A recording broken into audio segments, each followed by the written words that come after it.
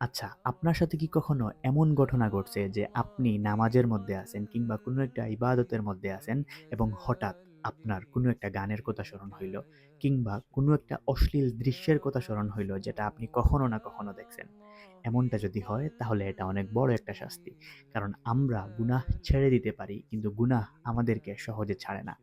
এই সকল গুনাহ থেকে আমরা যত দেরি করে বের হব তত বেশি মেমোরি আমাদের ব্রেইনের মধ্যে স্টোর হতে থাকবে এবং এই গুনাহ ছাড়ার পরেও এই সকল জিনিস আমাদেরকে অনেক বেশি কষ্ট দিবে। তাই যে কোনো গুনাহ থেকে যত তাড়াতাড়ি সম্ভব এবং যত আগে আমরা বের হব তত বেশি আমরা উপকৃত হব। এবং আল্লাহর রাসূল সাল্লাল্লাহু আলাইহি ওয়াসাল্লাম খুব সুন্দর একটা দোয়া আমাদেরকে শিখাইছেন, সেটা আমরা করতে পারি। আল্লাহুম্মা আতি নাফসি তাকওয়াহা ওয়া যাক্কিহা আনতা খায়রু মান যাক্কাহা আনতা ওয়ালিয়ুহা ওয়া মাওলাহা।